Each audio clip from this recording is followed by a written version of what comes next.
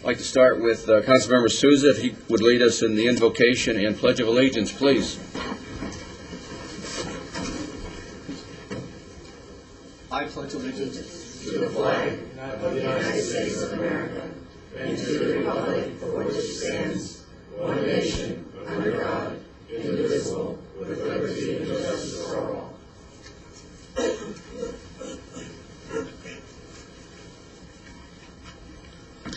Heavenly Father, this council prays for guidance as we conduct the business of this city and for the benefit of its residents. We pray for the men and women who perform their daily functions that make this city a safe and excellent place to live. We pray especially for Peter Lamphere, who is chaplain for our police and fire department, who is in the hospital and has suffered a heart attack. We pray and keep in our hearts the military who serve in distant and dangerous lands, and especially for those who have given their lives so that others may enjoy freedom as we know it. We pray all this in your name. Amen. Amen. Thank you. We have two members of the council who aren't with us this evening. Councilmember Scott is ill with a cold, and Councilmember Antoniak had business which he could not avoid missing. So, could I have a motion to excuse both gentlemen, please? I move we excuse Dr. Scott and, Councilman Scott and Councilman Antoniak. Motion from Councilmember Lord and a second from Councilmember Souza. All those in favor signify by stating aye, please. Aye. Opposed? The ayes have it, 5-0. We have draft minutes of a special meeting held on 18 December and draft minutes of a special meeting held on 8 December, 1 at 5 and 1 at 6, and draft minutes of a special meeting held on December 21. Are there any comments, changes? Mr. Mayor? Mr. Mayor? Yes, sir. I took the minutes of this December 18th meeting. I just need to note for the record that it was noted at the meeting that the vote was 6-0 for the city manager's pay raise. Upon further review, you did not vote, and under the charter, it should have been considered in the majority, so the vote is 7-0, and that's noted in the new minutes. I just want to make sure the council is aware of that. Okay. Okay, could I have a motion to approve the minutes, please? Second. Motion from Councilmember Souza and a second from Vice Mayor Cavalier. All those in favor signify by stating aye, please. Aye. Opposed? The ayes have it. We have no expenditures to ratify. We're going to move now to communications. Any reports on events, current events by council? Mr. Mayor, Yes, sir. we've just received this brochure called the City of Goodyear Agenda Process Handbook. It contains information relative to how we conduct business in the city. I believe that everybody in the city should have a copy of this. We're going to see that this is distributed through the mail to the residents to the citizens who are in residence here in the City of Goodyear. And I want to congratulate Assistant City Clerk Lynn Mulhall and the work that she put into this brochure. It's very, very professional, and the assistance that she's received from the City Clerk's office. Excellent. Thank you, Mr. Mayor. Okay, thank you. For the reports? Any reports from the public? City Manager, would you have any report for us? Mr. Mayor, members of the council, two items. Number one, this Saturday is the big day. Skate Park opens at the community facility up at Litchfield and Thomas. Please come. There will be a lot of exhibits and a lot of activities that can involve everyone in the community. The second is I would like to introduce an individual that's coming on to staff January 29th, and Lori Hillebrands, if you'll please stand. Lori joins us as the Chief of Staff. She will work for the Mayor and Council to assist them in terms of getting the types of duties and work that is growing every day in terms of the demands on Mayor and Council. So we want to welcome her aboard.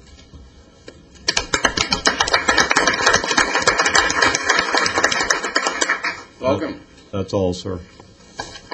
Okay, we're going to now move to part of our agenda in which any citizen can make a comment on any subject which is not on this evening's agenda. Now, if in fact you wish to speak about baseball or stadium or the Cleveland Indians, this is your opportunity because it is not on the agenda.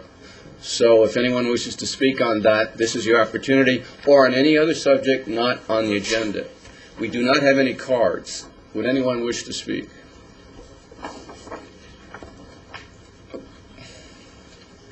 So they did. It's 3. Okay, Ms. Burnett?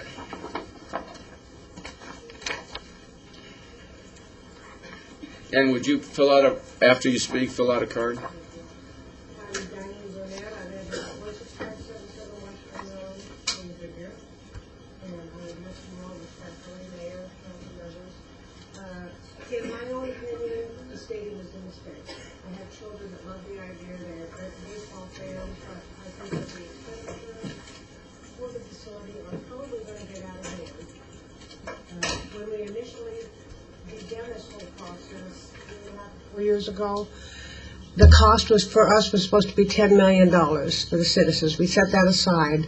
You did tell me, Mayor, that if that fell through, that team, that money would be used to build sports facilities for the youth, sports facilities. This has not been done. There are no plans to do this in the central part of Goodyear that I'm aware of. We are continually in the central part of Goodyear, the central quarter, left out of improvements, road improvements, street lights, parks, recreation. Our quality of life has not improved. And if that is a goal of the city council, before money is spent on things like a baseball stadium, I think we need to look at improving our city itself, where the people live. We are growing rapidly in Canyon Trails area. The density is getting out of control. We don't have enough fire and police. We can't pay for it. Someone suggested new taxes to pay for them. These things all need to be considered very seriously, I think. It's very important to the people of Goodyear, to the citizens of Goodyear, and to our quality of life. Okay, thank you. Thank you. And would you, Ms. Burnett, will fill out a card? I will. Thank you. Just for the record, if you would. Mrs. Cantor, would you like to speak?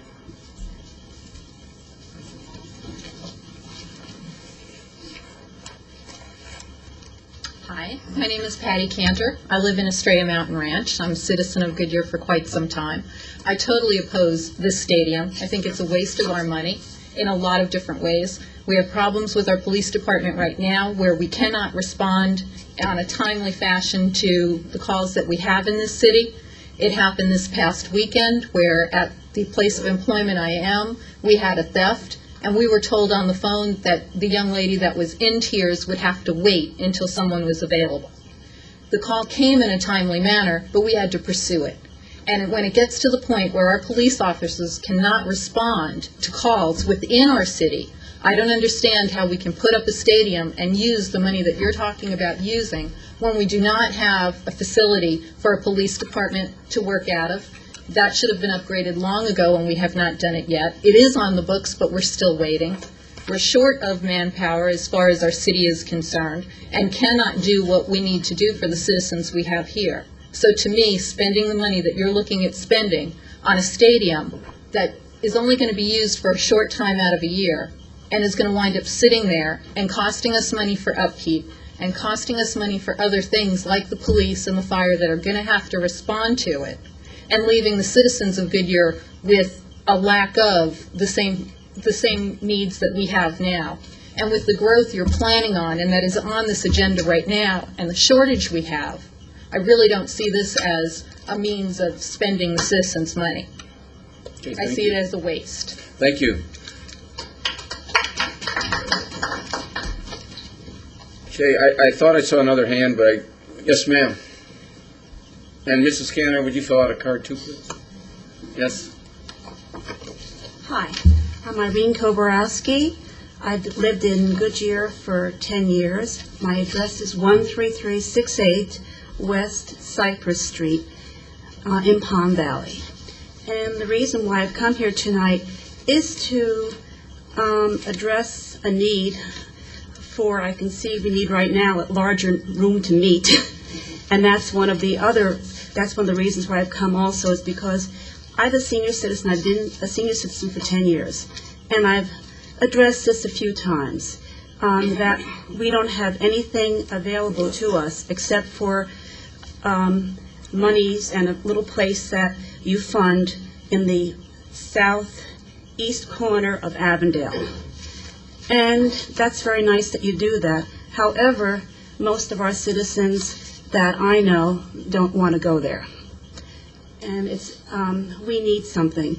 And it's not just seniors. We need somewhere for multiple groups to meet.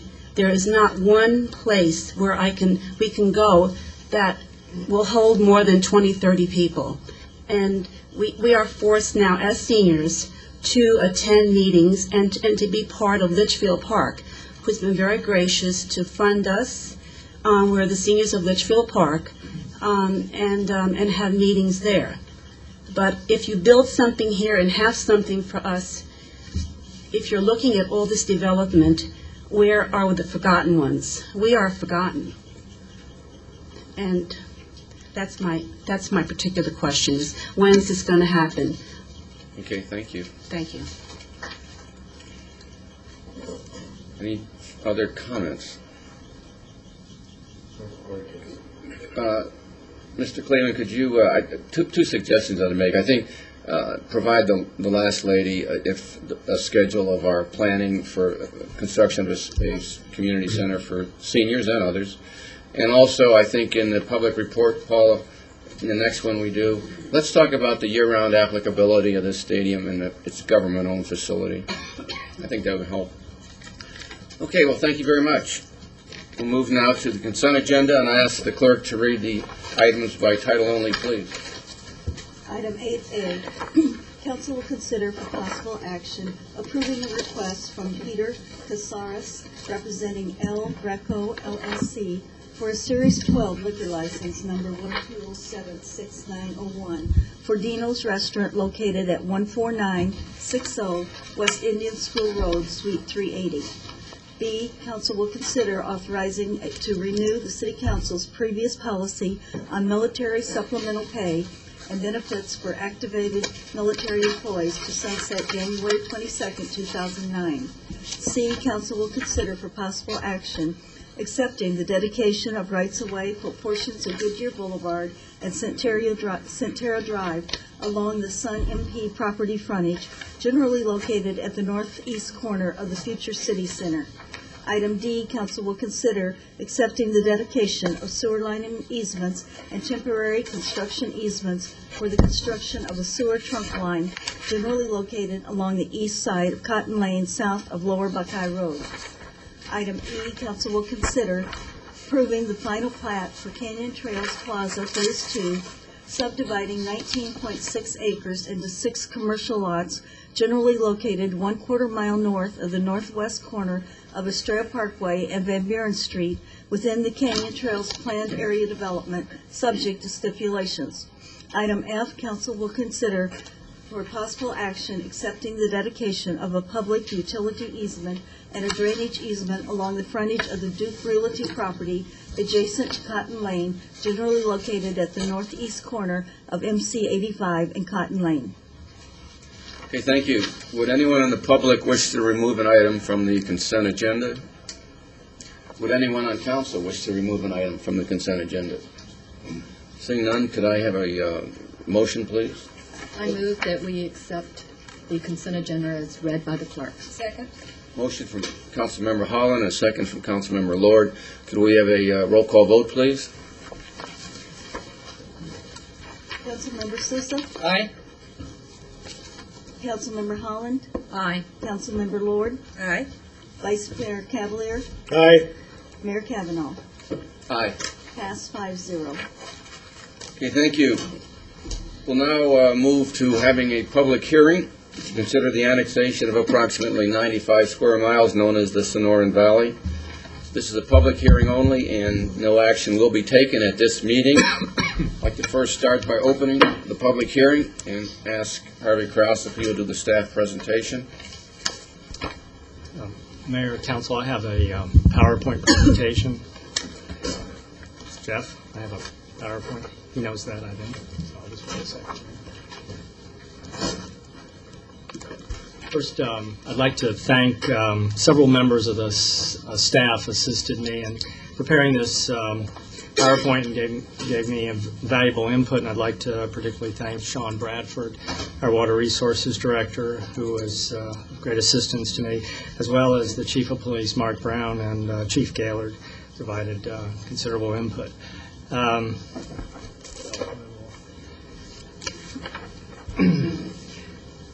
I'm going to review the schedule for the annexation general plan amendment.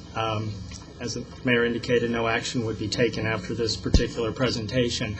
The mayor and council authorized staff to initiate the formal process for annexation on October 23rd of last year. And council approved a pre-annexation agreement with Montage Holdings on December 4th.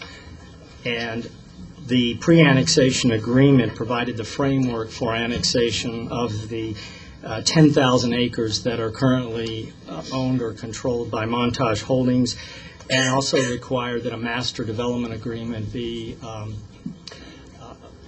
entered into with the city at a later date to address more specific development related issues with their zoning and development. On December 8th, staff met with the State Selection Board, which is the governor, the state treasurer, and the Attorney General, and they approved the annexation of the state lands, which is approximately 5,300 acres within the Sonoran Valley annexation, with the condition that a pre-annexation agreement be entered into with the state of Arizona. Staff is finalizing that agreement at this time, as well as prepare a preliminary PAD, a planned area development, for the 5,300 acres of state land, which would be reviewed concurrently with the annexation of the state property at the same time that the Montage annexation occurs. The blank annexation petition and map was filed on December 15th of last year. Within 30 days of filing the petition and map, the city is required to have a public hearing, which has been scheduled for this evening. As no council action is required, we take public input at this time. The developer has made substantial progress on the annexation. There are approximately 1,050 parcels, individual parcels, within the 95 square miles of the annexation area. The Montage Holdings owns or controls over 50% of those 1,000 parcels. So, and they have made substantial progress on talking with others within the area. 1 year, state law requires that the annexation be completed entirely within 1 year to obtain the signatures and council approve an annexation ordinance. After the council approves an annexation ordinance, the annexation ordinance would go into effect 30 days after approval. The developer's goal is to have the annexation effective in May of 2007. Some of the criteria that's required, just to brief you on some of the criteria that's with any annexation request, is the majority of property owners within the boundaries of the property must sign the petition. The property owners who own 51% of the assessed valuation must sign, and no county islands can be created, county island being defined by state law. The annexation map that's filed at the county may be reduced in area, so the 95 square mile area is likely and will be less than the actual map that was, the original map that was filed. So we filed a map that encompassed 95 square miles, and based upon what the contacts with the property owners, it will be reduced. A little bit of background on the general plan amendment. Concurrent with this, the city initiated a major general plan amendment to expand the planning area by approximately 95 square miles. And the purpose for that was, well, first, why we did a general plan amendment was to designate land uses, and purely for planning purposes, so we can look at land use, circulation, utility infrastructure within this area, no obligation to annex the area. The reasons for this, we wanted to manage and control the north-south transportation corridor from Estrella Mountain Ranch ultimately to Interstate 8, eliminate a future cul-de-sac problem at Estrella Mountain Ranch. There's over 50% of the property within the 95 square miles is under control of federal land, BLM, and maintain that as open space. And there's also animal migratory corridors that the city wishes to maintain. There's also substantial economic development opportunities in the Sonoran Valley area, especially along the railroad tracks that parallel State Route 238 on the south side of State Route 238. Most importantly, Estrella Mountain Ranch is a quality development. We want to maintain quality development on our southern border, and this will allow us to do that. Montage separately has requested that the city annex approximately 10,000 acres that they control and maintain. Most of this acreage is in the vicinity of the Mobile area. Goodyear's policy, of course, is that growth pays for growth, and within some of the next slides you'll see that this concept is being adhered to. Just to refresh your memory, this represents the major general plan amendment, which the next item on your agenda is consideration of this major general plan amendment designating the land uses, the circulation within this 95 square mile area. This also, the black boundary also represents the blank annexation petition that was filed with the county. And on your left is a summary of the acreages for private, state, and BLM lands, which totals the approximately 95 square mile area. On the effective date of annexation, some of the issues that staff has discussed, what we need to have in place is we need to have a contract with Maricopa County Sheriff's Office for police, patrol, as well as how we'll handle court services, and that will be addressed in this contract. Chief Brown has already initiated the discussions with Maricopa County Sheriff's Office on that. These costs would be paid by Montage Holdings. When a property is annexed into the city, it falls then within all the ordinances and regulations that the city has, and one of the things that needs to be handled is solid waste and sanitation contract. Obviously, there's a large landfill there, but residents that are annexed, existing residents, will need to deal with just simple sanitation and solid waste pickup. Currently, the town of Gila Bend has the certificate to serve the area with emergency services or ambulance service, and that wouldn't change after annexation. However, what would change is that once the property's annexed, Southwest Ambulance would also have the ability to serve within the city of Goodyear under separate arrangement. So we'd really have two providers for ambulance service. The area also doesn't have a provider for fire service. The only logical choices for the city to enter into for fire service effective with annexation would be the Indian community with an IGA, or possibly with the city of Maricopa, which may be somewhat problematic since they're transitioning from a fire district to municipal services. But Chief Gaylord will pursue that contract.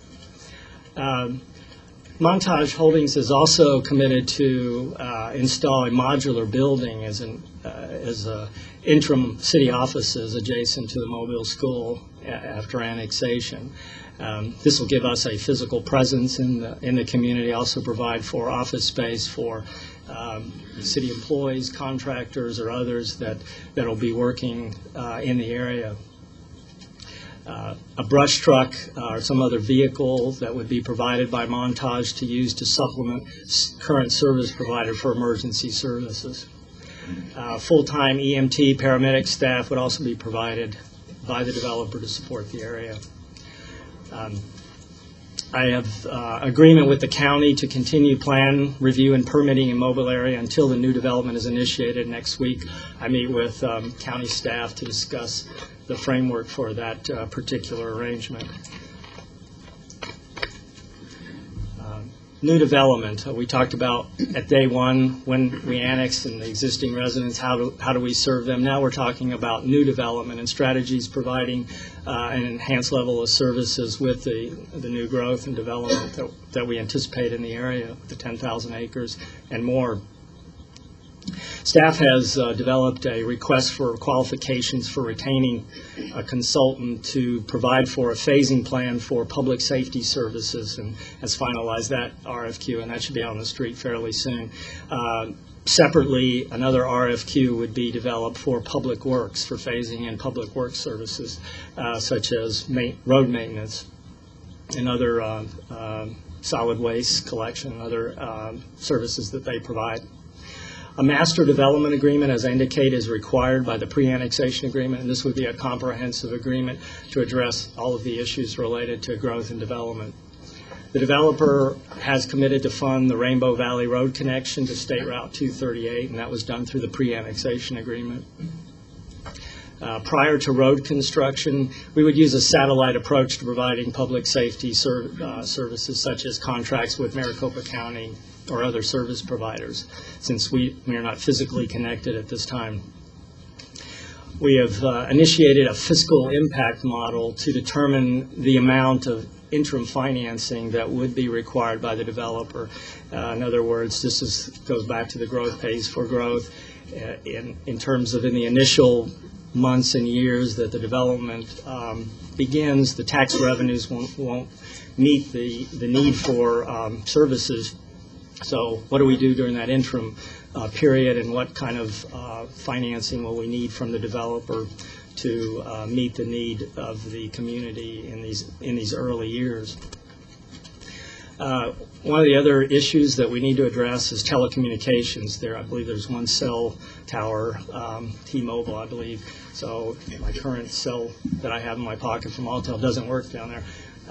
So we really do need to have retain the services of a consultant, and Montage has agreed to work with Chief Brown to analyze what our telecommunication needs are in the area. Development agreement issues, of course, public safety needs to be addressed in this master agreement. Public facilities, fire stations, public works yard, administrative offices. Operating and maintenance funds for public facilities and services, road maintenance, contract for services, or use of city resources. We may use some combination.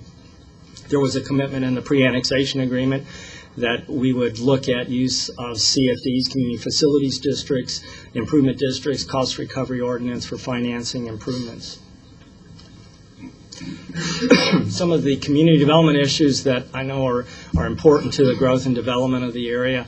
There is obviously a large landfill in the area. Probably, I believe it's the state's largest landfill. I've ordered some for you.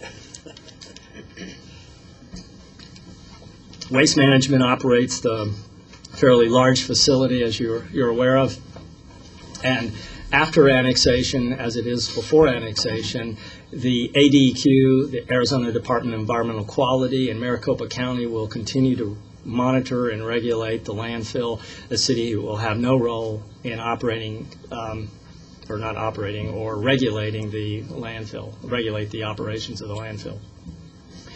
Another issue, obviously, is home buyers receiving some notification that noise, odor, dust, and litter would be associated with this landfill operation, and much like we do with Luke Air Force Base and the Phoenix Goodyear Airport, we would require notice, and the developer would be willing to do that. It's in his best interest and the city's best interest to provide extensive notification. Same way with the airplane operations at Lufthansa. They have a field there, as well as a couple of private airstrips that are people's backyards, basically, and there would be some touch-and-go operations in the area. We need to provide some notification to future home buyers to make sure they're aware of that Inspection services, when growth development begins, we'll have the need for inspections in the area. It can either be done through probably contract inspectors, I would guess, or city employees, or combination thereof, or an IGA with the county or the city of Maricopa. Most likely, it'll be contract inspectors. The developer has agreed to fund plan review and permitting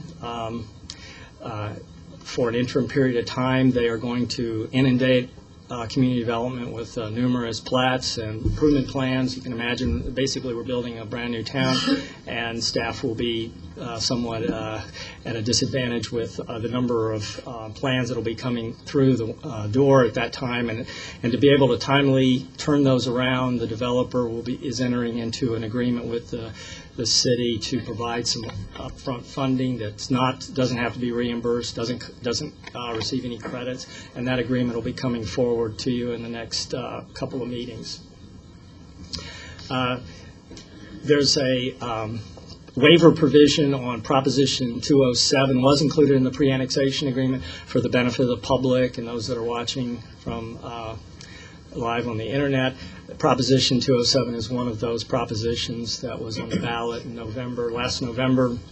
It was approved by the voters and dealt with when a city or a governmental agency approves a governmental regulation on a piece of property, and if it results in a reduction in value, there may be some property or a claim by that property owner. And so the developer has agreed to provide a waiver agreement in the master development agreement and has already provided one in the pre-annexation development agreement. Water resources. That's a good break for water. There is no existing water and sewer infrastructure currently in place. The developer has applied for a certificate of assured water supply. There's 16,000 acre-feet of water, groundwater, physically available in the area, enough to serve the 10,000 acres that Montage currently has under control. The certificate will be added to the city's future application for assured water supply for the entire area. The municipal planning area that you're going to look at the next agenda item, with the approval of the municipal planning area, basically we are extending our planning area for utility purposes, and concurrently we have applied for a expansion of our MAG 208, which is the Maricopa Association of Governments way of dividing up where service territory, utility service territory is located, and that particular application is underway. It would be a municipally controlled water and wastewater infrastructure, so thus user rates, fees would be controlled by the council.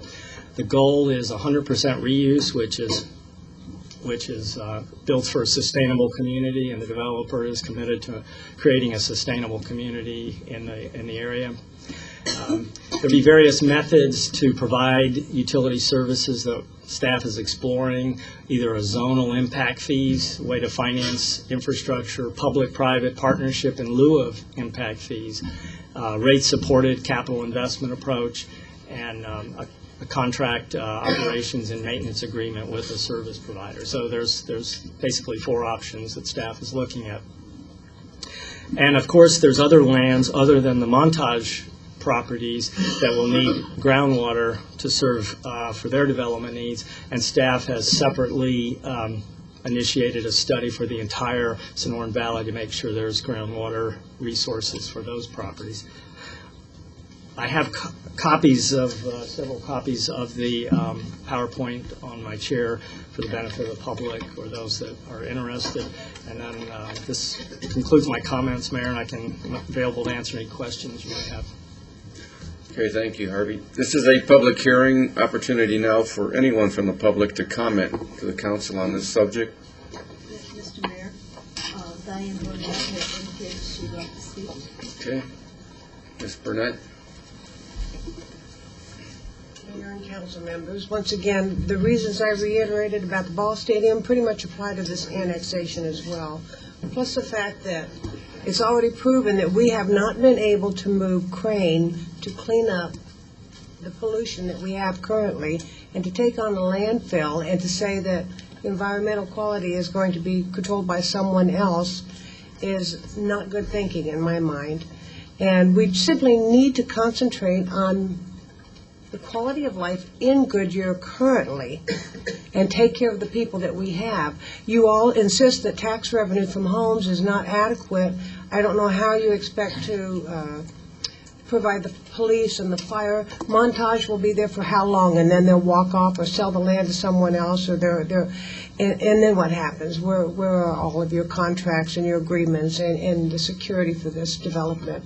There's so much to think of. To say that this needs to be agreed to by May 7th seems a little hurried or a little rushed, and I hope that you will consider it, really consider it, the problems that we will face. Thank you. Thank you.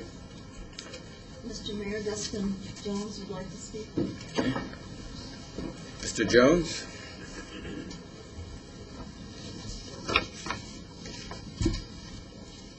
Mayor and Council, Dustin Jones with Snell and Wilmer on behalf of my client, Waste Management. We're here this evening on the public hearing for the annexation to express not our opposition to the proposed annexation. What we did want to bring to the council's attention is some discussions we've been having with staff over the past few months with respect to our properties. If I could have the Elmo illuminated. There we go. On this map here, you can see, let me just zoom in a bit. The red parcels are the properties that are owned by Waste Management. What we would like to request, and we've already communicated this to staff and we're communicating to council, is that Waste Management does not desire to be part of the petition. The annexation petition has been proposed to you tonight. We are not opposed to annexation. We've actually have had some discussions with the staff about annexation, what annexation would mean for Waste Management in the context of this application. And based on the speed that Montage has and their desire to come into the city and begin their development down there, it's not compatible with our time frame. May of this year would be pretty swift for us to come into the city. So we would respectfully request that staff remove our parcels from the application. We don't intend to sign any petitions on the annexation. Again, not any opposition to Montage's role, but definitely not the time frame that we want to be in at this time. Appreciate the time. Thank you. Okay, thank you. Comments from the public? Okay, seeing none, I'll close the public hearing. Mayor, there was a hand back there on the right. Yes, sir. I'm sorry. I'm Glenn Weinberger, 39,500 South 99th Avenue. I own the construction debris landfill just north and also to the east of the Waste Management landfill. And I also wish to express my desire. I'm not sure how to get this up here, but mine is the blue that I'm pointing to right here.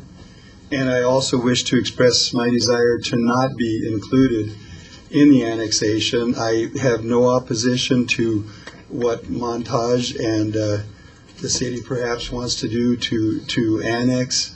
I know the people and I believe in the people of Montage, and yet for my purposes I wish to be excluded from the annexation. Okay, thank you.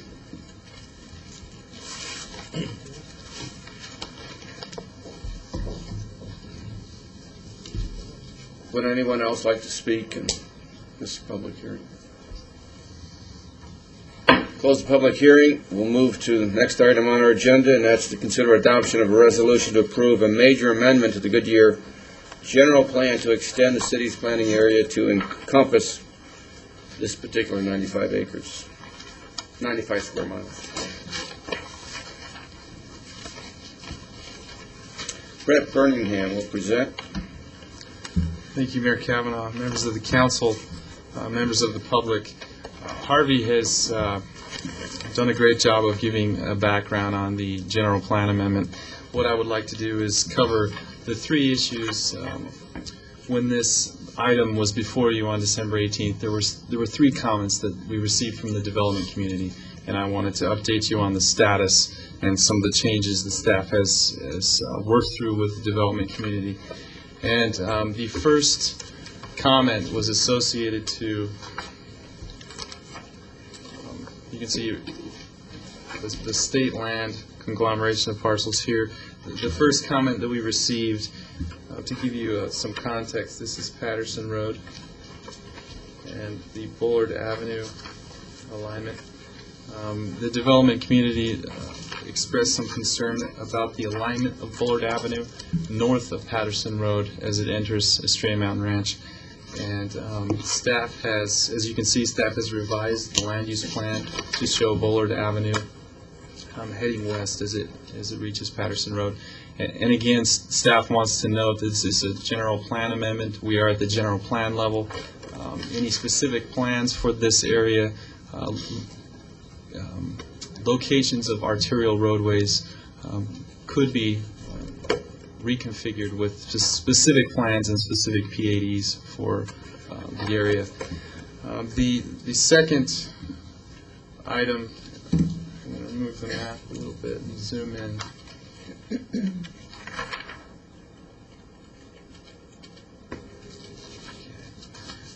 The second item in my pen here is at the Honeycutt Road alignment and 75th Avenue. In the previous plan, staff showed an arterial at Honeycutt, and the arterial roadway headed to the north and to the east in this manner. And the property owner of that area expressed concern and asked us to remove the arterial roadway, didn't want the arterial going through his property. And so staff, as you can see in this exhibit, staff has removed an arterial on Honeycutt from 67th Avenue to 75th Avenue. And the third comment that we received from the development community, if I could move to the northeast corner of 99th Avenue and Steen Road. The property owner noted that this location is at the northeast corner of two arterial roadways and petitioned to have some commercial property located at this corner. Staff has added 20 acres of community commercial, as noted on the plan. And one final comment that I would like to convey to you, comment that we received a few moments ago.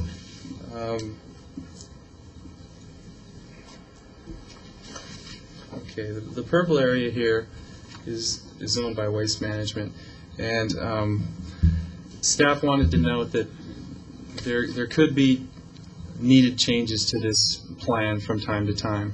And specifically, Waste Management owns this property right here. It's currently designated for a high-density residential. And at the same time, Montage owns some property here that's designated for heavy industrial uses. The two parties are in the process of negotiating a land swap. And if the land exchange is not executed within a year, it's likely that staff would initiate a general plan amendment to rectify any changes associated with that. So just for the council's information. So in conclusion, staff is recommending approval. Staff has noted in the staff report that the general plan amendment is appropriate. And this concludes the presentation by staff. Staff is available to answer any questions that you might have. Okay, thank you very much. Opportunity for anyone in the public to comment. Mr. Mayor, Dustin Jones would like to speak. Mr. Jones?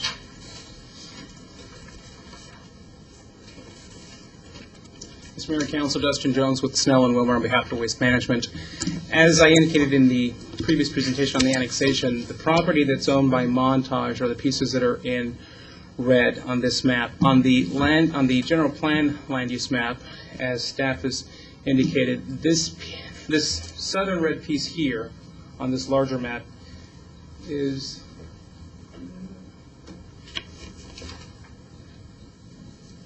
this property here. It's both the light industrial as well as this property here that's designated as a high-density residential use. As we've indicated over the past month or so on the public record, we have been in discussions with Montage about doing a land swap in order to accommodate their desire to be down in this area and accommodate the desire of the city for proper land planning.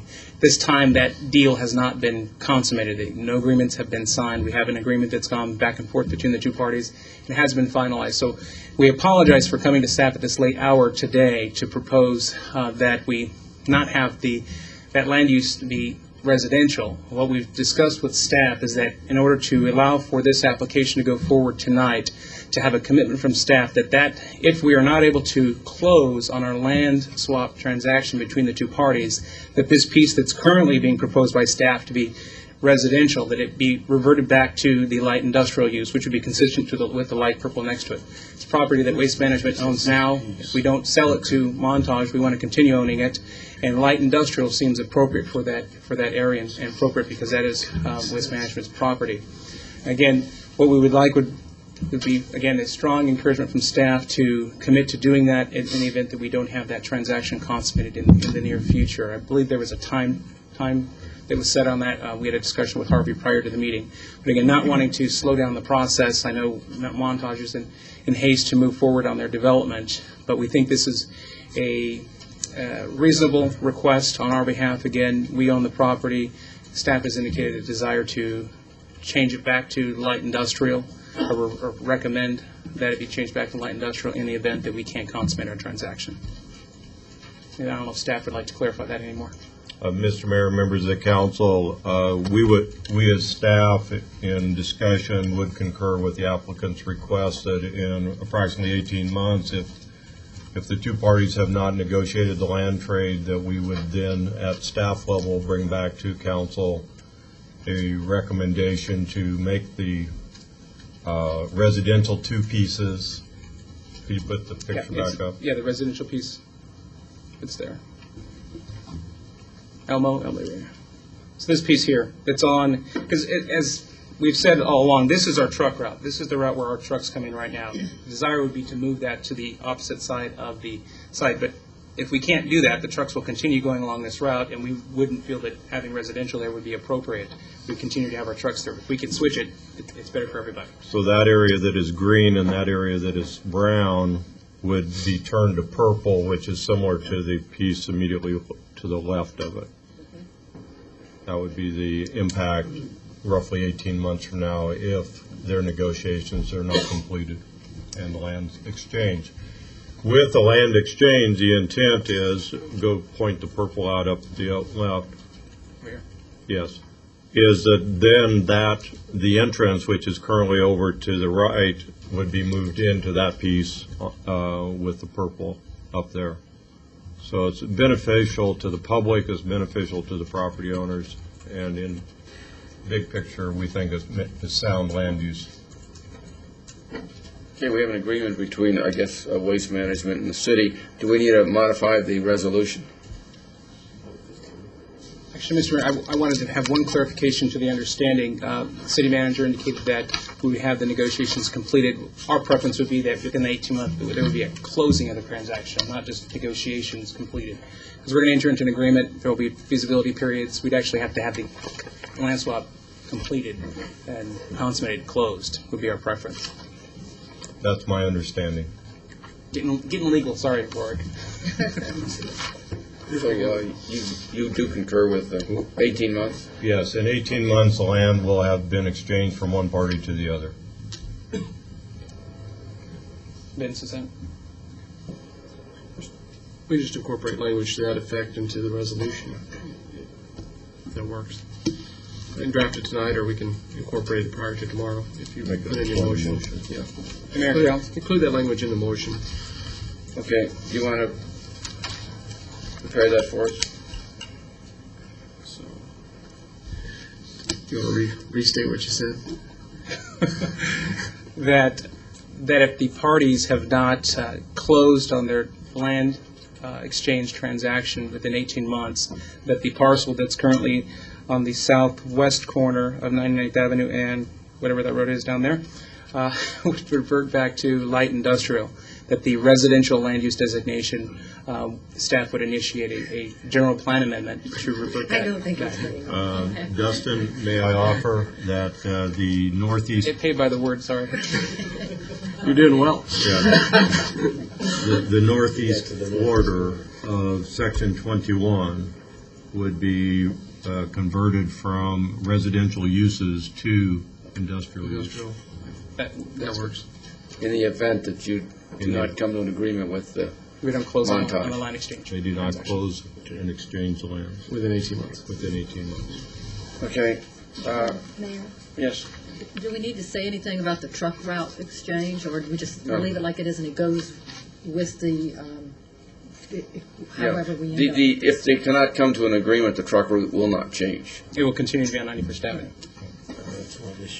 Okay, can you incorporate that in your resolution as you present it to us right now? Okay? Before I ask you for that, though, are there any other comments from the public? Yes, yes, sir. And then do the resolution. So you'll have to write down what the amendment will be. Glenn Weinberger, 39,500 South 99th Avenue. Again, the blue that I'm pointing to here is my property, and that truck route is also used by my trucks to transfer to my landfill. They go 91st Avenue, a mile, and then west a mile, and then north to my landfill. That is my only way to get to that landfill. We do maybe 35 transfer trucks a day. Waste management might do 150 to 200 a day, but I still need to be able to get in there. You know, that cannot be eliminated for transfer trucks coming in there for my purposes, or I'm out of business.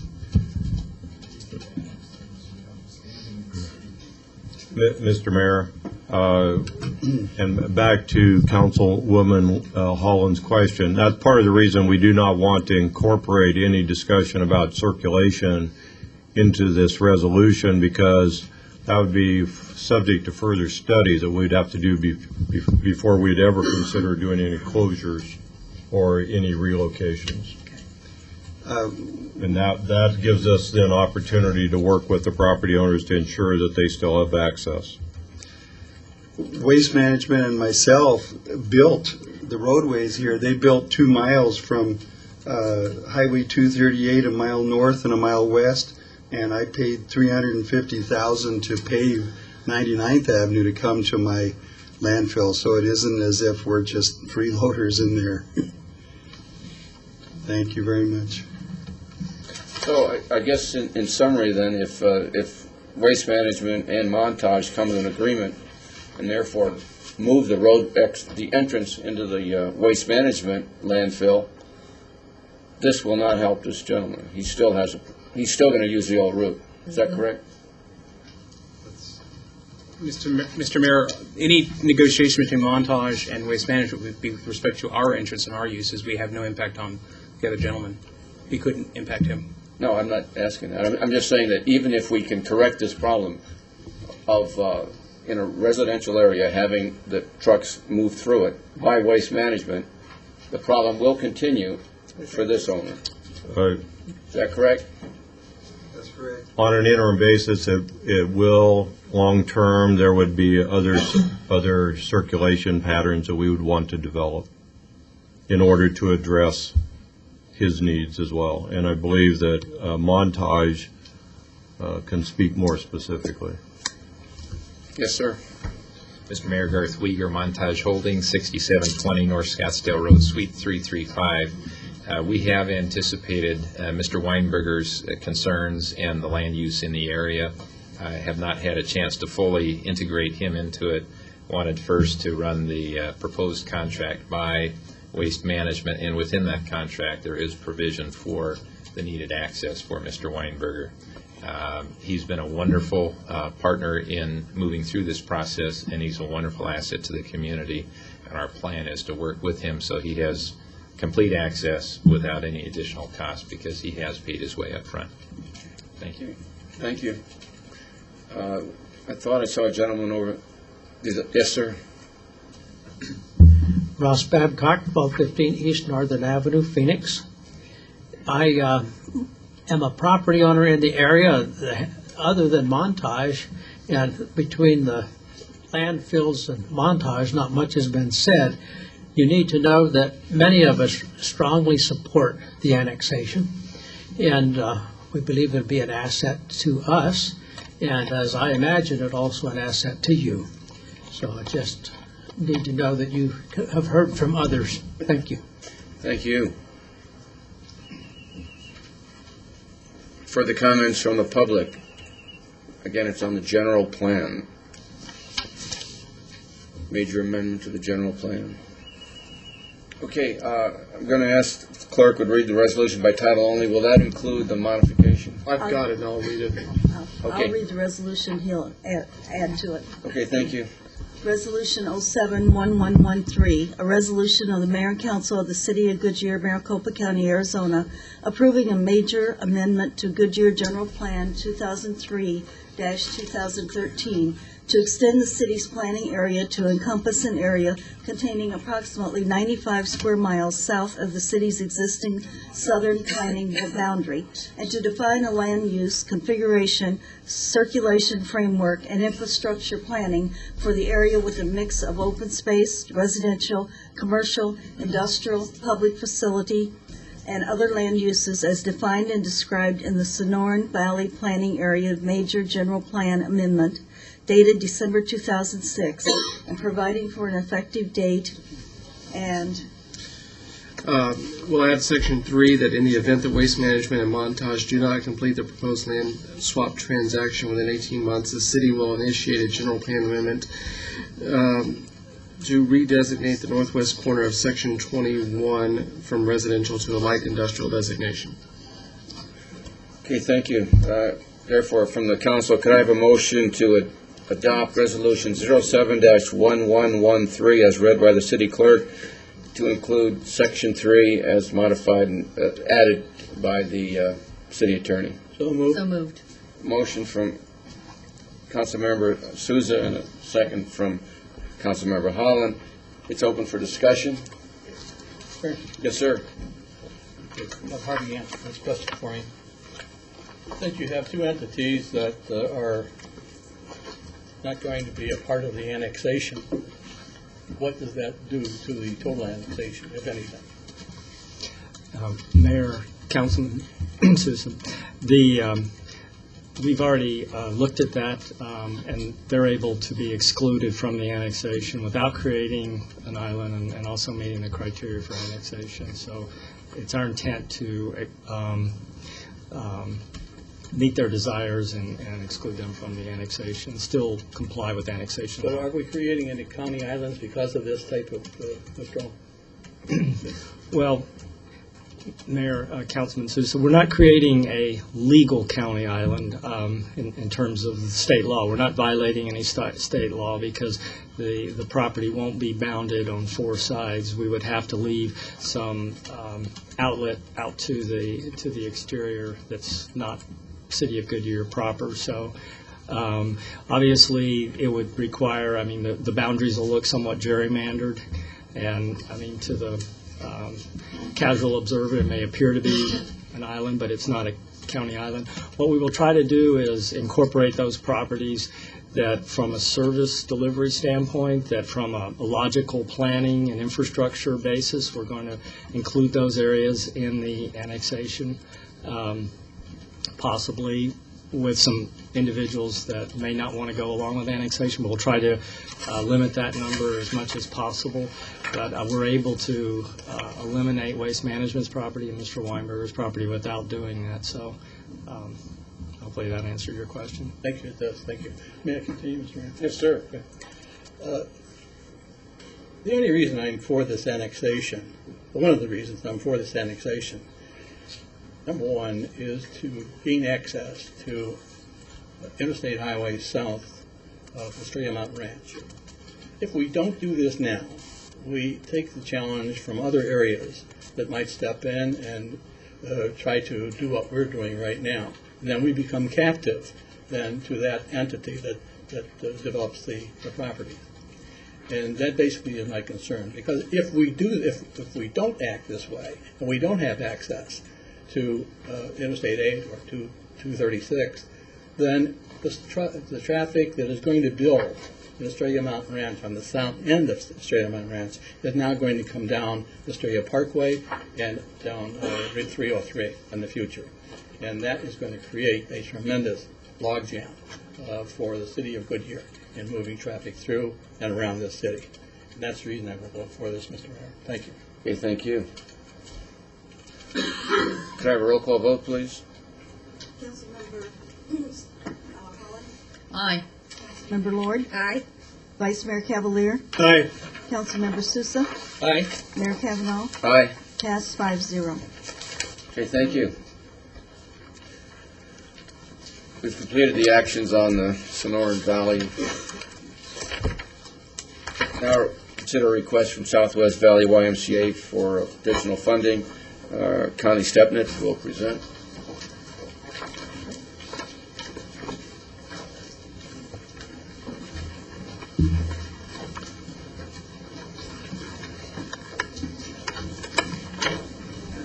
Well, why don't we let staff come back in if they'd like? Why don't you just hold Connie for a minute? And Yes, sir.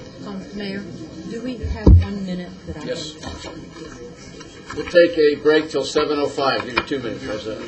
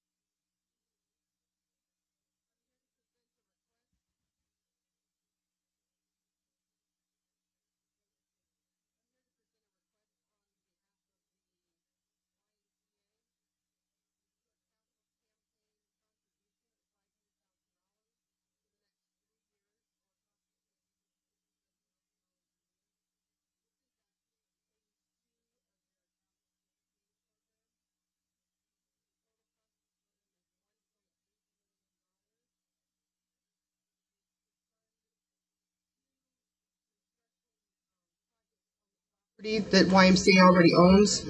The first is a 7,200 square foot gymnasium, and the second is a 1,000 square foot teen technology center. The technology center would be used for educational programs that were age specific for children, and also supervised internet access for youth and teens. Right now, the YMCA has a current members of 1,500, and of those, Goodyear residents comprise 4,100. 15,000, I'm sorry. And Goodyear residents are comprised of 4,100. Those members live within a 10-mile radius of the YMCA. The city has been longstanding supporter of the YMCA. In fiscal year '05, we contributed $250,000 to Phase 1 of their capital campaign program, and that was over a 5-year period to fund the building of the pool, the community pool. Of that contribution, we still have an obligation of $150,000 less. We also have an agreement with the YMCA for 25 years to fund the operating costs of the pool, and we guarantee up to $150,000 a year. And we bequeath city property also to have that community pool built. In return for our investment in the YMCA and this capital campaign program, we have a letter that's included in your package from the executive director that was sent to the city manager dated 12/12/06, agreeing in theory to the shared use of the gymnasium that would be built. And we would do this under an agreement, intergovernmental agreement with the YMCA. In return for our contribution, the city would get dedicated hours of use in the gymnasium for basketball tournaments and basketball leagues that we could actually schedule through our recreation program. The number of hours that we would get would be determined by the level of our support or our level of our contribution to the YMCA. Our Public Works Superintendent, Brian Barnes, has put together a usage chart. It's also part of your package, and it shows, based on the level of our contribution, how many hours the city feels that we should get in return for that contribution. The agreement would be covered for our use for the life of the gymnasium, which we have been told through the YMCA would be 15 or 20 years. There would be no additional cost to the city for the use of the gymnasium other than the contribution that we provide. In closing, the Valley of the Sun YMCA has committed to finance this construction project, and the construction will begin this year in 2007. Are there any questions? Okay, thank you. Opportunity now for the public. Start with the applicant. Would the applicant like to comment?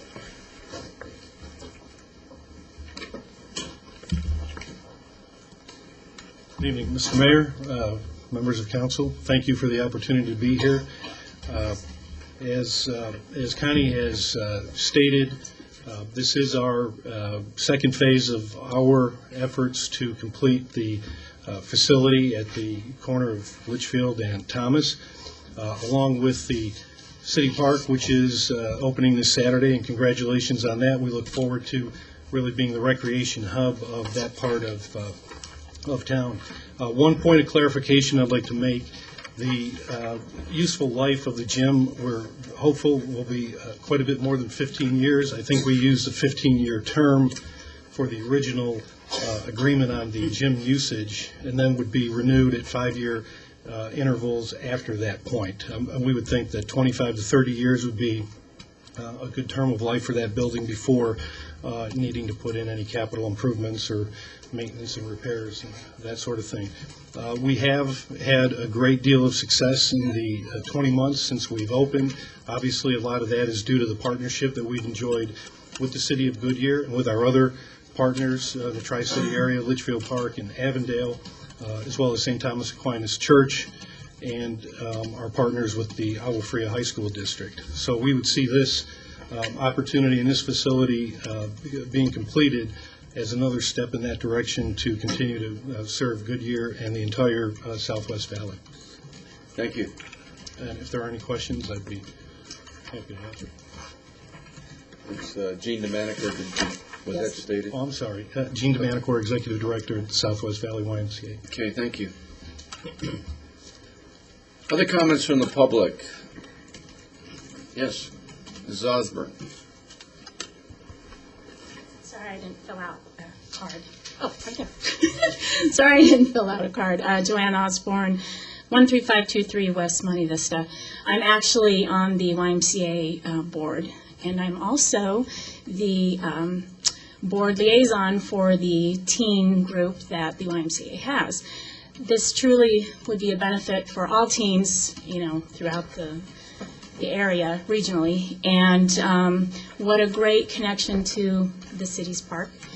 I do have to say that the Y has been great partners in many ways, as Jean mentioned, with Agua Fria and school district and other entities. I'm a strong supporter, not only personally, but also our business we have our name on a plaque. We have truly supported this endeavor, and I hope that you will consider that for the future of our town. Thank you. Okay, thank you. Further comments from the public? Okay. Could I have a motion, please, to approve the request from Southwest Valley for additional funding? And I think it's in $500,000. Does that need to be? 500. Yes. So the motion should be made in that amount. Okay. Mayor, Okay. I would like to make a motion that we approve a request from Southwest Valley YMCA in the amount of $500,000 to be paid over the next 3 years to fund the construction of a gymnasium learning center with a signed joint use agreement for dedicated hours to the city annually. Okay, thank you. The motion, could I have a second?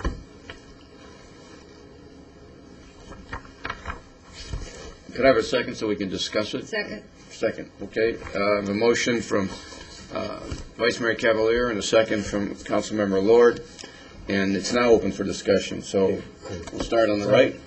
Well, I made the motion, I should have it first. You got it. I said on the right. I didn't. You did, didn't you? say who. I meant further right, but that's okay. Well, it doesn't matter. No, But, go ahead, please. I figured this up, and over a 15-year period, we're paying over $500,000 to Agua Fria, $519,500, the way I figured it, for use of their gym with maintenance. So it would be to our advantage to really, it's $160,000 a year for 3 years, or $166,000 a year for 3 years, to go ahead and invest in this, because it is an investment. And I think I would have to, unless someone convinces me differently, I feel that this is a good investment and it is very worthwhile. I've been to the Y and I have seen the good that the Y does, and I think that it is, I don't know how you put dollars in the value of what it has done for many, many young people. And I am very impressed with the way it's managed and with the way it's put together. So I am, at this point, I will be voting for this. I am in favor of investing the $500,000. Thank you, Mayor. Okay, thank you. Councilmember Holland. Thank you, Mayor. I'm very proud that we have a YMCA in our community. However, I'm concerned because the budgeting cycle for this year, we completed that, and there was no mention that we should put some extra funds in or revisit some of the allocations that we have. So I'm very concerned about that part. The second thing is we also have a community funding process, and again, I didn't hear any of this come up. We normally would fund some money upon request, but since we weren't asked for any at this particular time, I'm just kind of concerned that the processes that we had in place were not used. The third thing is, I certainly think a gym and a YMCA is very important. What I'm really thinking is the teen center that you're talking about. We have talked and talked about having our city center and talked about putting, I call it kind of a media center or library, since libraries are not the same as when we were growing up.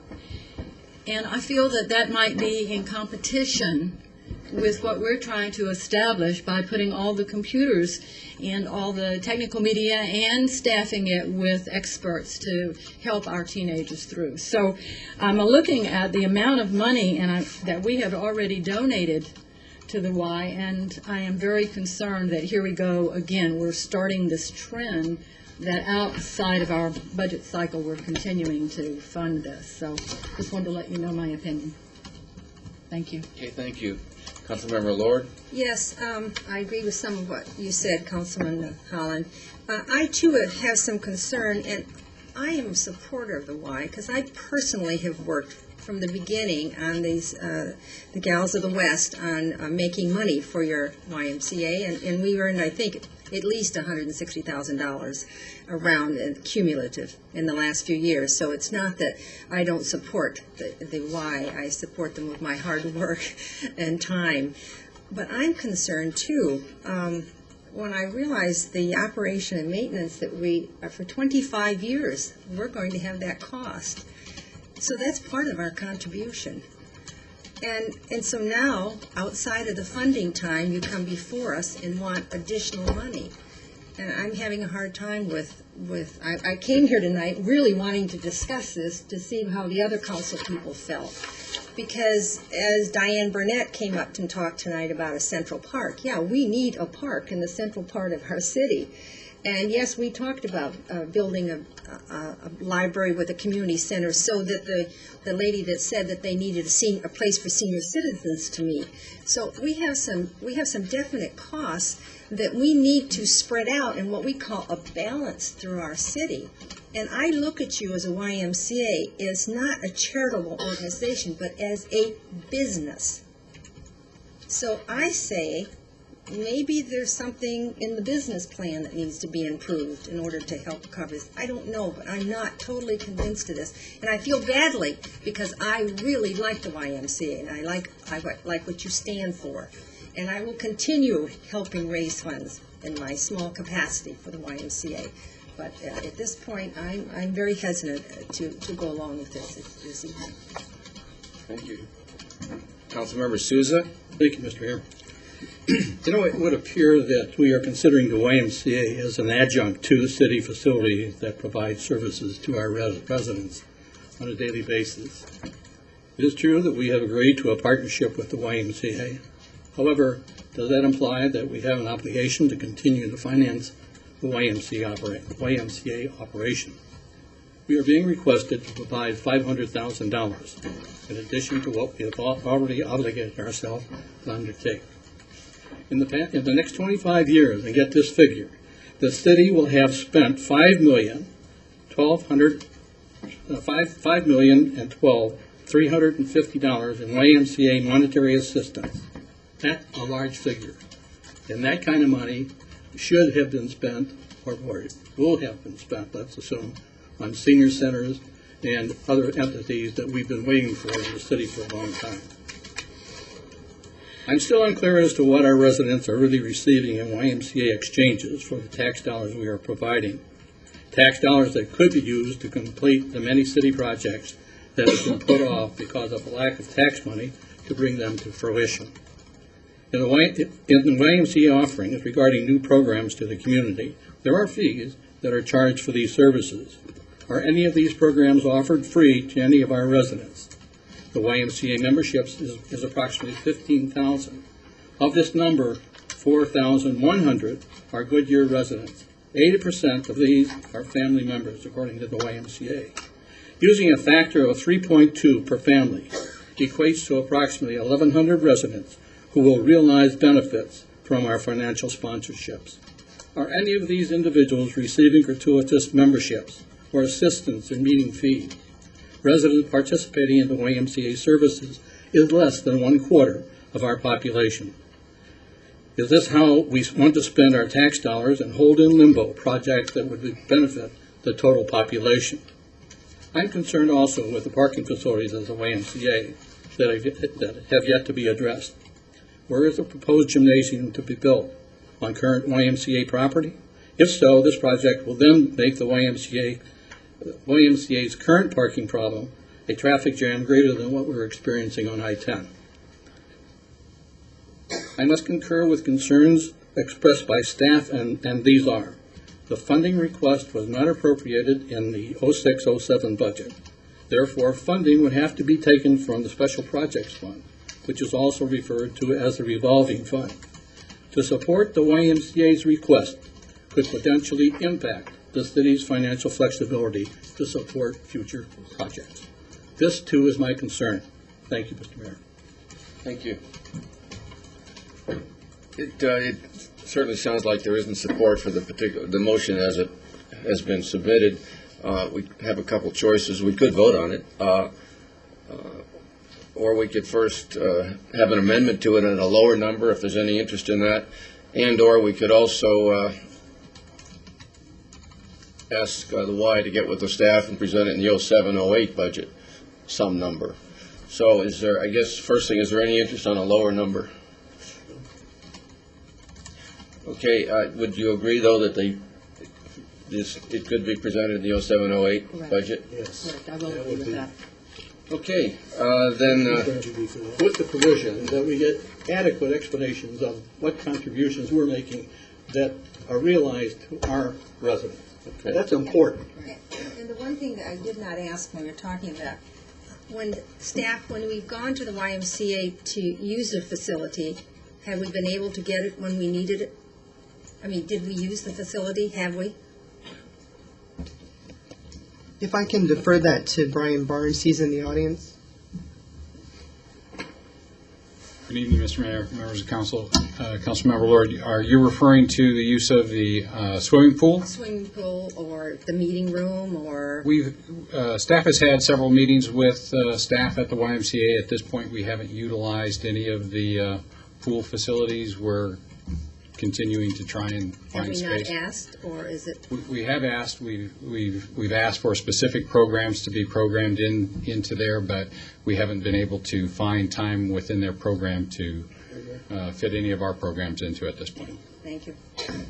Okay, and if staff would also capture both council members' comments, in fact, also Councilmember Holland's comments too. Okay. All right. All those in favor of the motion signify by stating aye, please. Aye. All those opposed signify by stating nay. Nay. Councilmember Holland, did you? I said nay. Nay. I didn't hear it. I'm sorry. Okay. The motion fails 4-1. Okay. We'll now move to consider a request for capital campaign funds and O&M funds for extending the New Life Center. Connie Stepnitz.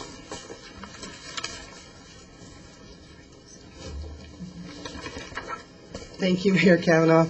Council members, I'm here to present a request on behalf of the New Life Center. They are requesting capital campaign contribution funds and operating and maintenance funds of $250,000 over the next 5 years. Of that $250,000, $50,000 of that total would be in waived permit fees. The New Life Center has requested operating and a maintenance fund since fiscal year '02 at approximately $10,000 a year through our annual community fund request for community services. They go through the process every year. If this request were to be granted, the New Life Center would not request funds for the duration of the contribution period, which would be 5 years. So there would be no additional funding request through that process for their operating and maintenance funds. They would take it out of our capital contribution campaigns. So our cash contribution would be $40,000 a year for a period of 5 years. This campaign is a $6.3 million campaign, and it's to build 2 new casitas, which would add 40 beds, bringing their total to 104 beds, and also a new child development center. They estimate $2.5 million in construction cost. Domestic violence in the Valley has been well documented over the last 10 years. 14,000 requests for shelters in Maricopa County go unfilled annually. Recently, MAG and the University of Arizona conducted a study that said 325 additional beds, emergency beds, would be needed just in the county to eliminate the turnaway rate. Every family that is helped at the New Life Center, for every family that is helped, 3 families are turned away.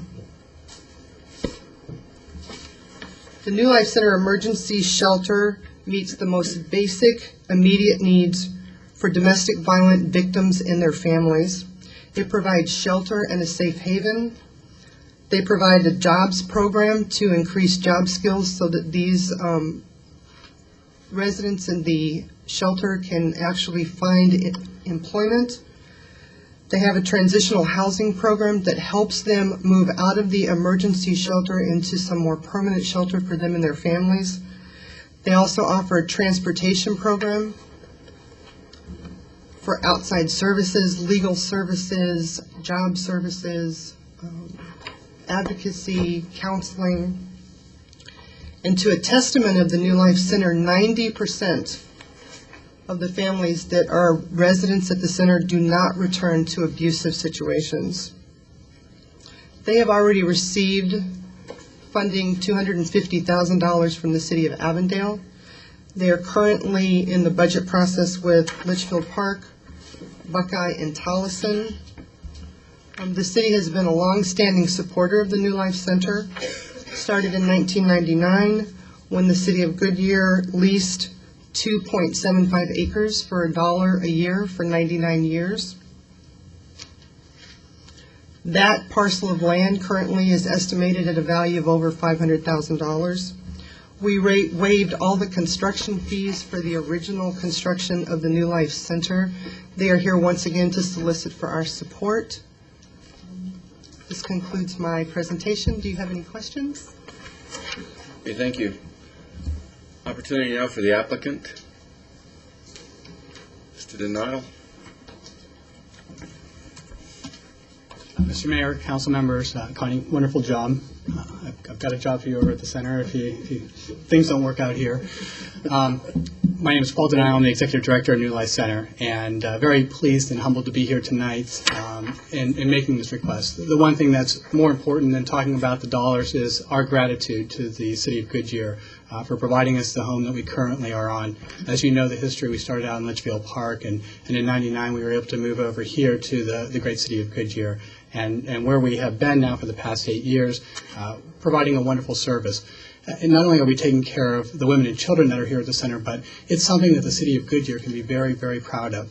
I've said it many times in public, and I'll say it here too, that as you consider your development of stadiums and rooftops and retail places, one of the best ways that any city can communicate their value to their community is how they take care of those who are in most need. And clearly we're serving that purpose. So today we are here again to express our gratitude and to have you consider being partners in our capital campaign. Currently, right now, in our goal of raising $6.3 million, we are at about $5.2 million that we've raised, and we look at starting construction probably within the next month. Thank you. Sure. Opportunity for others from the public to comment. Mr. Gelser.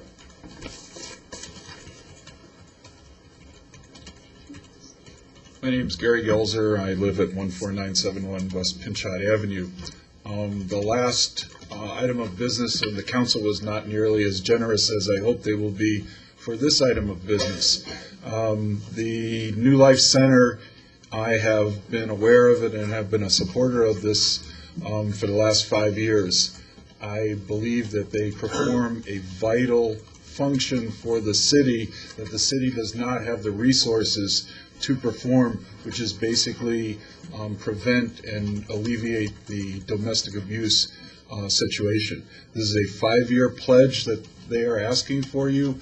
This is basically $40,000 out of your current contingency funds, and I'm sure that once this is approved, that in the next 4 years of the budget cycle, you'll be able to allocate the additional $40,000. But I think this is an essential piece of city government the city government doesn't do, taking care of the underclass of our citizens. And I implore you to dig deep into the city coffers and find the $40,000 for this year and allocate the $40,000 for the next 4 years of the budget cycle. Thank you very much. Thank you. Others from the public? Okay, could I have a motion, please? Mr. Mayor, I move that the council approve a request for a capital campaign fund contribution and operating and maintenance funds in the amount of $250,000 to include $50,000 of waived permit fees over the next 5 years to match the contribution from the city of Avondale. The cash contribution will be $40,000 a year for 5 years for a total of $200,000. Second. Okay, I have a motion from Councilmember Souza and a second from Councilmember Lord. It's open for discussion. Councilmember Holland? Well, I just wanted to reiterate how important I think that the service that's provided, not just to our community, but to the whole valley area. So, Paul, what I'm about to say, I don't want you to think that it means that I'm not being supportive. The concern I have is that, again, we approved our budgets.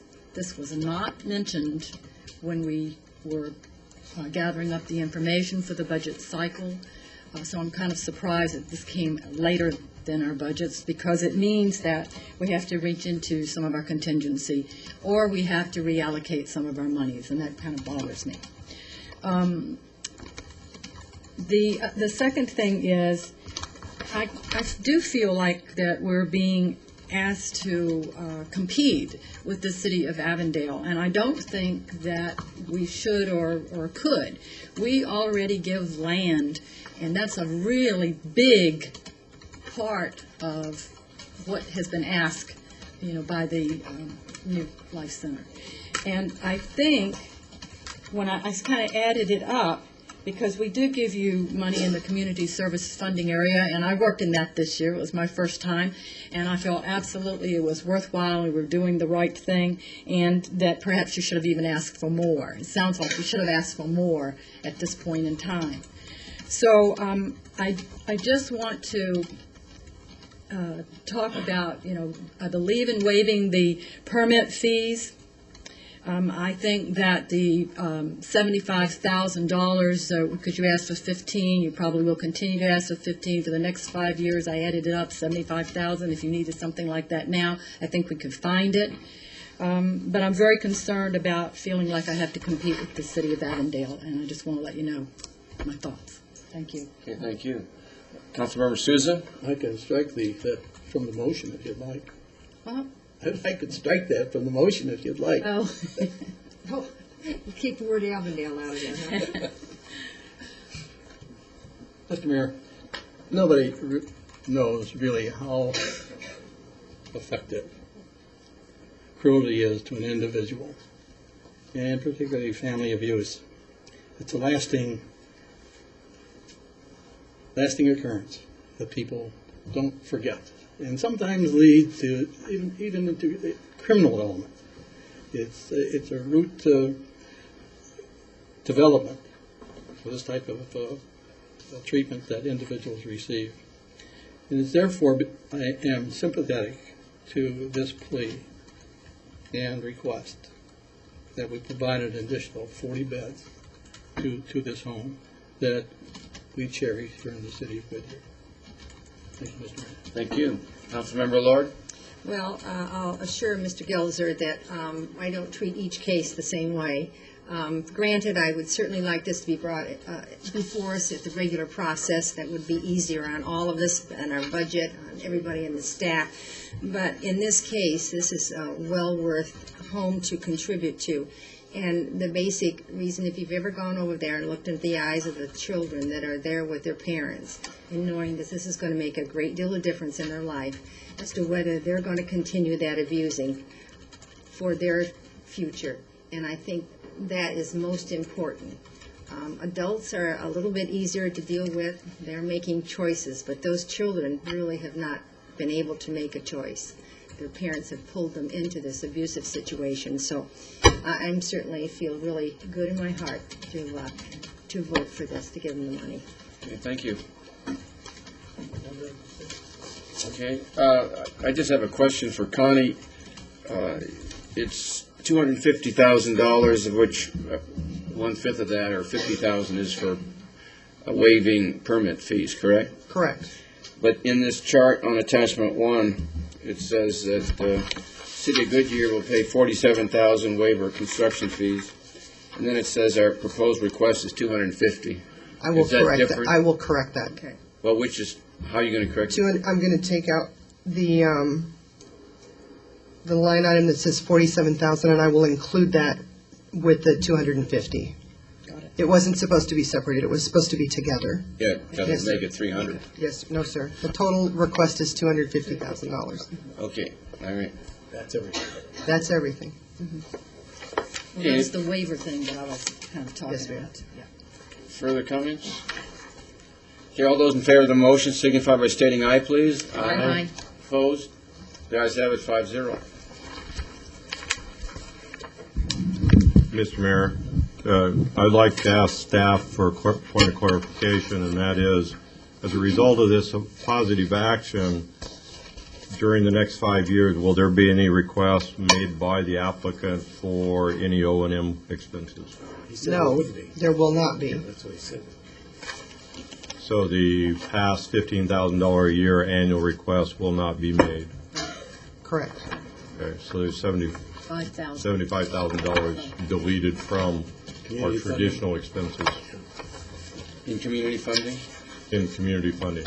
I just wanted that for the record. Okay. I understand. Okay, we'll now move to consider a preliminary plat for Canyon Trails Town Center, and Bob Coons will present. Mayor, members of the council, this item is a preliminary plat for Canyon Trails Town Center. It is requesting approval to subdivide the 91-acre Canyon Trails Town Center into 31 commercial lots. The subdivision is intended to help facilitate the development of the commercial center, which will consist of a total of approximately 850 square feet of retail space. The proposed preliminary plat is consistent with the development permitted on the property by the Canyon Trails Town Center, Canyon Trails Planned Area Development Zoning. The plat is consistent with the subdivision regulations and the zoning ordinance. Staff is recommending approval, subject to the stipulations contained in your report. Thank you. Do we have any comments from the applicant? No? Any comments from the public? Everybody wants to see a ball game, huh? Okay, could I have a motion, please? I move we approve preliminary plat subdividing 91.03 acres into 31 commercial lots within the Canyon Trails Town Center, proposed at the northeast corner of Yuma Road and Cotton Lane within the Canyon Trails Plan Area Development, subject to stipulations. Second. Okay, motion from Councilmember Lord and a second from Councilmember Souza. It's open for discussion. If I might just ask Brian a question. Brian, back before Bob was on board, I think we incentivized them, Vestar, $4 or $6 million, and it was because we tied it to this lifestyle center. it looked to me like some of that's part of Phase 1. Is that right or not? I mean, Mr. Mayor, members of the council, there was a reimbursement agreement that was completed a couple of years ago now, and that was for infrastructure for roadways, water lines, sewer lines, for some of the reimbursement of public infrastructure, if you will. And it was tied with the Lifestyle Center. There was to be a phasing over time. I believe it was in 3 different phases to have that Lifestyle Center completed, with a portion of it being in Phase 1. And I think it was about 130,000 square feet total for Phase 1, as I recall. In the Lifestyle Center. That's correct. That's good. Okay, all those in favor of the motion signify by stating aye, please. Aye. Opposed? The ayes have it, 5-0. Now I move to the last item on our agenda, and that's the site plan for a large retail user within that Canyon Trails Town Center. Bob Toombs? Mayor, members of the council, this is a request for approval of a site plan for a large retail user to be developed within the Canyon Trails Town Center. The zoning ordinance defines a large retail user as a single retail user larger than 100,000 square feet. The ordinance also requires that in the C2 zoning district that the large retail user obtain special use zoning approval. It also requires that the Planning Commission and City Council approve the site plan for the large retail user. The special use zoning for this large retail user in Canyon Trails Town Center was approved by this council on May 22nd of 2006. This request for the large retail user also includes a review of building elevations, which I'll show you in a minute, as well as landscape and other final development plans. The large retail user within Canyon Trails is located within the southeastern portion of the Canyon Trails Town Center.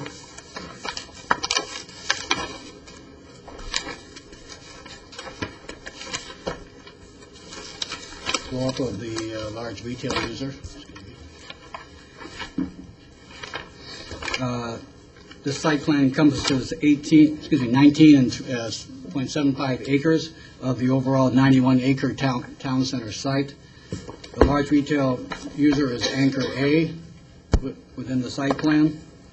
Our parking lot design contains east-west and north-south pedestrian walkways through the parking lots that will be fully landscaped and provide pedestrian shade.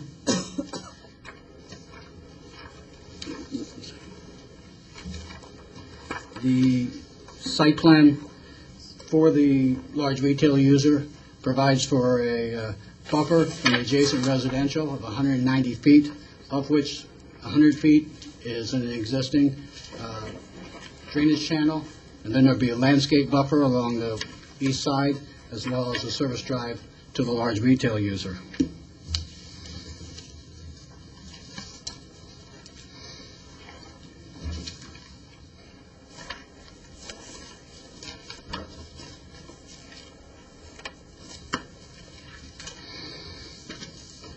As council will recall, the initial conceptual building elevations presented at the first council meeting relative to the large retail user special use was not to the level of quality that the council saw at the time of PAD zoning approval earlier, and also the quality level of building architecture that this council of the city wanted. At that initial hearing, the applicant went back, met with the architects, came back to a subsequent council hearing, and the council approved the special use zoning at that time with some more enhanced building elevations. Subsequent to that, they step into the site plan review process, which you heard today, and these are the final building elevations for the development.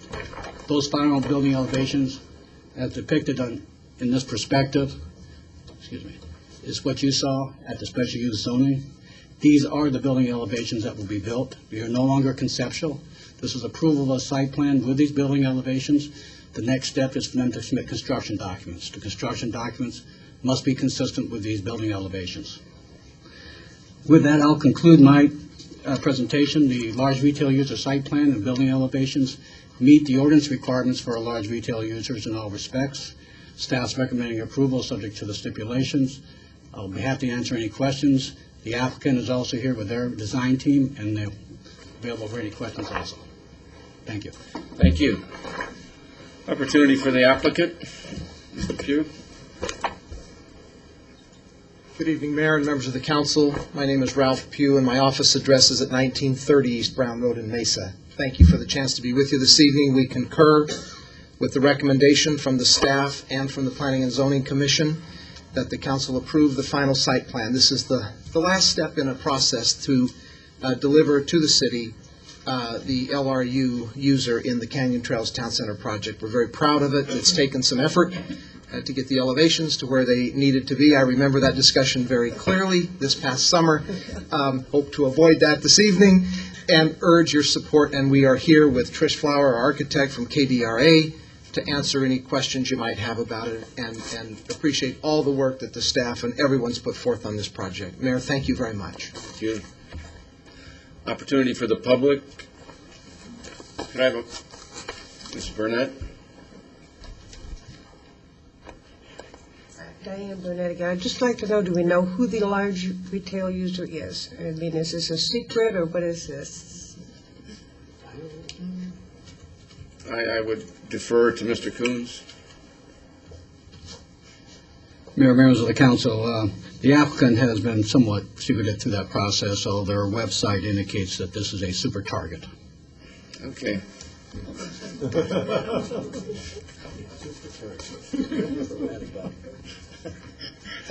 He's been doing this for a long time. Yeah, you can see that. Okay, thank you. Could I have a motion, please? I move we approve site plan for large retail user to be developed within the 91-acre Canyon Trails Town Center, proposed at the northeast corner of Yuma and Cotton Lane, within the Canyon Trails planned area development, subject to stipulations. Second. Motion from Councilmember Lord and a second from Councilmember Holland. It's open for discussion. One question I have with the architects, if I may, Mr. Mayor. The architect. The architect? Go ahead. Or Mr. Pugh? Oh, this is the architect. Somebody that really knows the answer, council member. Here's Trish. I hope so. Is there any other use other than on these projection there? The crowns that appear on the two structures, what's the use of those? Are they just architectural? They're just architectural articulation. We actually came up with both of those concepts after your council meeting this summer. We had Target's architect come in town, meet with staff, and we took that from other parts of the other elevations in the center and incorporated it into their building. So they have no use other than appearance, right? Exactly. Okay, thank you. Councilmember Lord? Mr. Pugh, thank you. It looks so much better, and thank the architect. Really, you did a good job. Thank you. Once in a while we listen. Well, I really appreciate that. Thank you, Councilman. Mayor. Vice Mayor? Yeah, again, to the architect, if I may, I don't see what you've done to change what we didn't like. And I guess I need to ask you, what are the building materials in those towers? The towers would be made of metal. That's metal? Ornamental metal. Ornamental. They're open air. But didn't you have these towers that had roofs on them? Not to my recollection. Well, at one time I saw them, I thought I saw them with roofs on them. Because I don't like this design. I think it's second class. As far as I think these should all have some kind of a roof on each one of those towers to make it look like it has a little more class than it is. It looks too open, and it doesn't look high class enough to be put in our community. And I think that, especially in that area, I want to see something upscale, and this does not look upscale. Without the roof type things on there, it to me doesn't. I will not be voting for this. I'll be voting against it. Vice Mayor, Vice Mayor? Vice Mayor? Architect. Yes. Something like this? Yes. Is that what you're talking about? Yes. You like those? Yes. Where are those? You have them in the. You have them on the front. It's part of the project to have those, but where And you see part those don't. used on the front page, those are actually canopy features for other tenants in the center. where those kind of items occur is where you see the word anchor on this rendering, and to the right of that, where the actual entrance. Why would that be different? Mr. Vice Mayor, if I could clarify for you, the exhibit that you're looking at on the screen is just one small aspect of the LRU. What you're looking at on the front page of the book, along with multiple pages of elevations, show the difference in elevations and roof treatments that you're asking about throughout the project. You have to remember, this is a 91-acre site. I understand. And you're looking at a very small portion here as illustrative of that element, but the front page and other exhibits clarify the other elevations throughout the project. There's 5 of those towers that are different than the others. I don't know why you changed that, because this is what I thought you were going to make it all to look like. Mr. Mayor, Mr. Vice Mayor, we are. What you see on the front page is for various shops throughout the project, including those areas. Are these, Trish, where does this element occur? So to clarify. These are included within the LRU area. I think what we were questioning back then was the roof line of the target. Yeah. At the time, and that was what we were focusing on, that area. Mm-hmm. We were unhappy with, so henceforth came this change. That's absolutely correct, Councilmember. Well, why is some of this different? Well, really, the whole idea is to make it look like a village. You have multiple different buildings serving basically the same interest, but you want to have variety and a change from one end to the next. Well, it comes off like it's not finished. These elevations come off like it is not finished when you compare it to the others. Mayor, Vice Mayor, I guess the only answer we have for that is it is different. They are different, and we intended them to be different throughout the project. They are finished, in our opinion, and represent a quality elevation for a portion of the large retail user. Oh, I don't like it. Okay. Well, I got to make one comment, though. That's the reason I asked you about what the designs were. And I talked to my wife, and I asked her, what she felt they were. And she says, well, I really don't know, Dick, but, and I says, well, you know what they remind me of? Is some World War II picture that I saw where they had machine guns in the tower. And I feel like, Frank, if you could correct some of these high elevations that garner this appearance, it might help you. But overall, I'm for the project, but with changes. I think if you saw these, though, if you saw a buildup of it, say an interior designer said, I'll build this in sticks for you so you can see it. I think if you got that look at it, but I think the way you're looking at it in the photograph, it's very difficult to see the dimension, the three-dimensional look that you have in here. But if you go up in Union Hills, where AJ's is, and you go into that shopping center, they have very similar things to this kind of architect up there, and they show a different shopping center? It just gives it a little depth, something different. Would the council agree if we would ask the architect to consider the roofs, and then we'll defer to your judgment after you've considered it? Is that all right? Yeah. Yeah. I All right. think so, because We put them through an awful lot. my concern is we see something on paper, and then when it comes out, it's not the same, and we have other examples in the community. But again, we'll defer to your judge. You're the expert, okay? Whatever you decide. Okay. Is that good? Okay. All those in favor of the motion signify by stating aye, please. Aye. Opposed? Guys have it 5-0. Thank you. Okay, can we have the staff summary of our follow-up actions, please?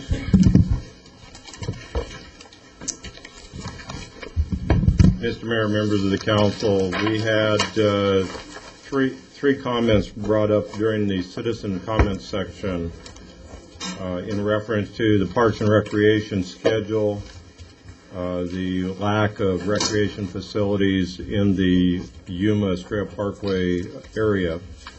And you you asked that we provide information on how that is scheduled to be constructed in 2008, that we would have ball fields and other soccer fields and other related elements of the stadium facility. Further, we will communicate that information out in our In Focus document for the public to see as a whole. There was further a question in regards to a concern about services, meeting space for senior programs.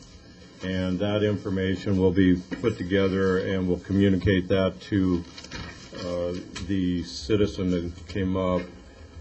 And that will also include how that is going to be incorporated within the city center master planning effort. The additional comments were submitted on police services, and part of that is being addressed through the process of the council's looking at the public safety committee and its advisory report, and will be brought forward in the budget process. We further then, as it related to the subject of the YMCA, that staff will provide additional information out to various applicants on how the budget supplemental process works. I think we should also, as staff, bring information back to council in terms of how our contingency, what is the contingency element of our budget, and how does that relate to utilization such as the applications that were submitted this evening. The last one relates to the suggestion by Councilman Sousa regarding the getting the city clerk's brochure out to the public. So we'll follow up on that and communicate that. I believe that those were all the areas that were commented on or requested some attention. Okay. Okay, thank you. Any inquiries of staff by council? Okay, before we adjourn, the next meeting is Tuesday, Monday being a holiday, and I'm going to adjourn this meeting, and then I'm immediately going to the CFD meeting, and that shouldn't be more than a couple minutes, but everybody's welcome to meander on out as soon as this meeting's over if you wish. Okay? Mr. Mayor, you may suggest, why doesn't the audience just stay here for 5 minutes and we'll be out of here? We won't have to slow down the agenda process if they can accommodate us. Since they all work for you, it's up to you.